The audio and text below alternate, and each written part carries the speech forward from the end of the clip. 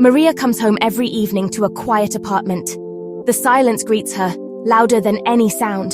She puts her keys in a ceramic bowl by the door, a relic from a friendship that faded. She walks through her living room past the untouched sofa into the kitchen. The only sound is the hum of the refrigerator. Dinner is for one, eaten while scrolling through photos of friends and colleagues. Lives that seem fuller, more connected. She's not avoiding people. It's just that the energy to join in feels impossible to find. So she stays home, where silence is both comfort and cage. This is loneliness, not just being alone but feeling invisible, disconnected on the outside looking in. You can be surrounded by people and still feel isolated. It's the gap between the connection you crave and what you have. For Maria, her apartment isn't just empty of people, it's empty of meaning. Each evening is a reminder of that gap. This isn't sadness exactly. It's a hollow ache, a whisper. You are on your own. Maria's story is everywhere. The elderly man watching TV alone, the new mother feeling cut off, the teen with no one to sit with at lunch. Loneliness is a human distress signal. We're wired for connection, and when it's missing, our minds and bodies sound an alarm. It's not weakness, it's a sign of a deep, unmet need. But in our modern world, the path back isn't always clear. Loneliness isn't just in your head, it's a physical pain. Brain scans show that social exclusion activates the same pain centers as a physical injury. That's why we talk about a broken heart or feeling crushed by rejection. It's not just a metaphor. Chronic loneliness puts your body on high alert, flooding you with stress hormones like cortisol. Over time, this wears you down. Higher blood pressure, weaker immune system, greater risk of illness. Studies show loneliness can be as harmful as smoking 15 cigarettes a day, more dangerous than obesity. Our bodies evolved to fear isolation. It once meant danger. Today, the threat isn't predators, but our ancient alarm system still rings. That ache in your chest? It's real, a biological signal that something essential is missing. Emotional pain is as real as physical pain. We're told to toughen up, but science says loneliness is a wound that needs care. Ignoring it only lets the damage go deeper.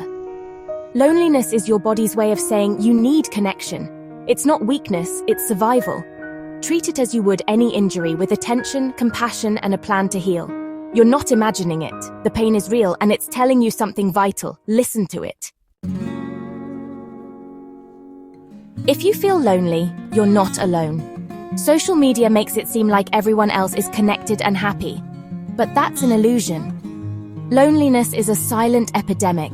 In the US, over 3 in 5 adults report feeling lonely, even before the pandemic. It's a global problem.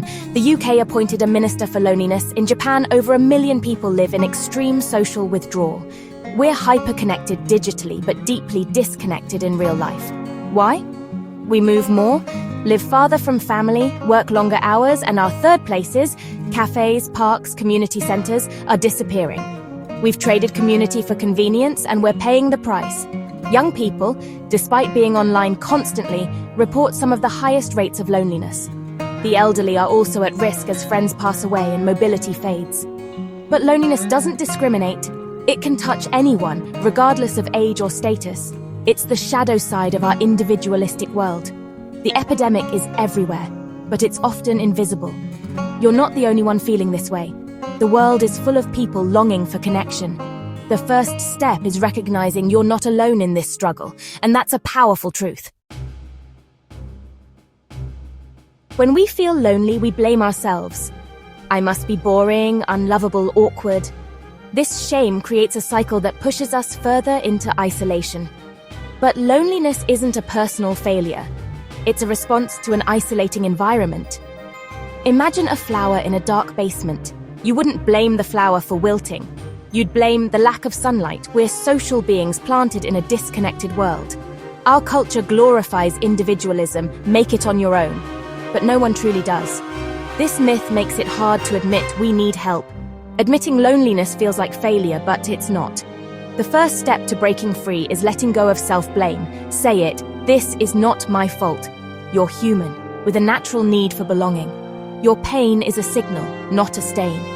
Letting go of shame frees up energy for change.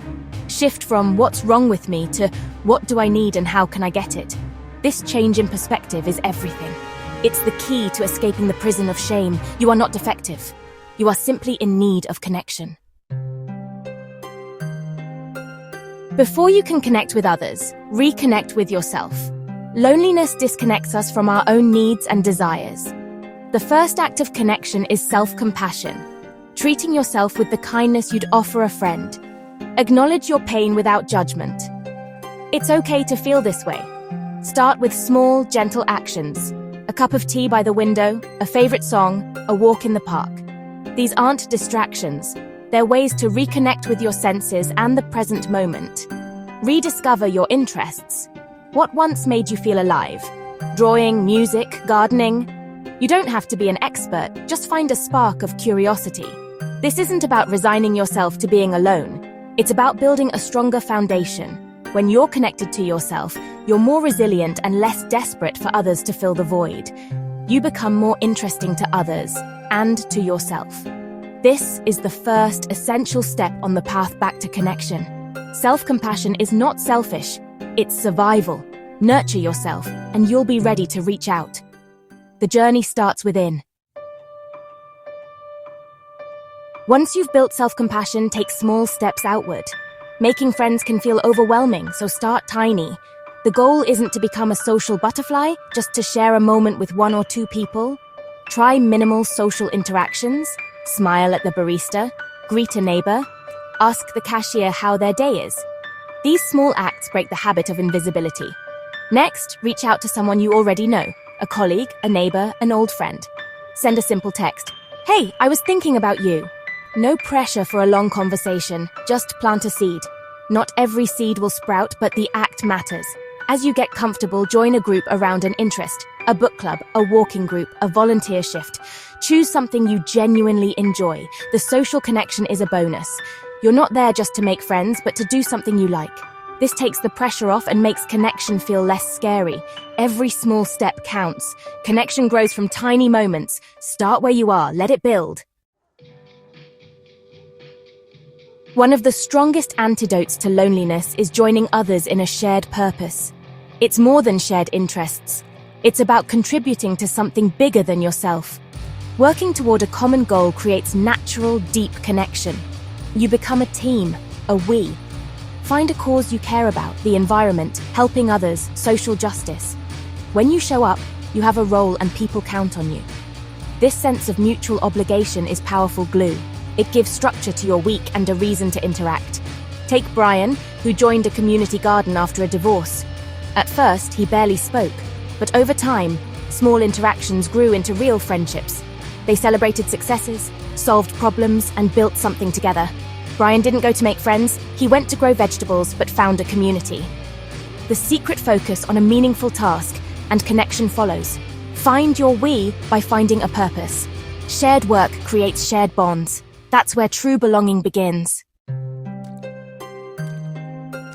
Stories give us hope. They show what's possible. Sarah, a graphic designer, moved to a new city and felt isolated. Remembering her love of board games, she found a local game night. Terrified, she almost left, but stayed. The group welcomed her, explained the rules, and soon she was laughing and connecting. She kept going back, and over time became part of the group. She didn't become an extrovert, but she found her people. Then there's David, a retired teacher whose world shrank after his wife died. His granddaughter helped him take an online astronomy course. He joined discussion forums, shared his knowledge, and found respect and purpose. He even organized weekly video calls with fellow students. His world expanded beyond his house. He reconnected with people and purpose. Both Sarah and David started with one small, scary step. They found connection not by forcing it, but by following their interests. Their stories show change is possible, no matter your age or situation. Connection starts with a single step. You can find your place too. Hope is real. The journey out of loneliness is a path, not a leap. It starts with forgiving yourself and recognizing your pain as a signal, not a flaw. Reconnect with yourself, then reach out, gently, one step at a time. Remember Maria, Brian, Sarah, and David. They began in isolation, but found connection through small, brave steps. Their stories prove change is possible for anyone. Today could be your day to take one small step. Acknowledge your pain, text a friend, look up a local group. Let it be small and manageable. The goal isn't to end loneliness overnight, but to begin the journey. Plant one seed of connection, let in one ray of light. You have a deep capacity for connection. It may be buried, but it's there. You are not broken, just disconnected. We can rebuild our tribes, one conversation at a time. The world is full of people longing for the same thing you are. You are not alone in your loneliness, and you don't have to be alone in your journey out of it. The path back to belonging is waiting. All it takes is the first step.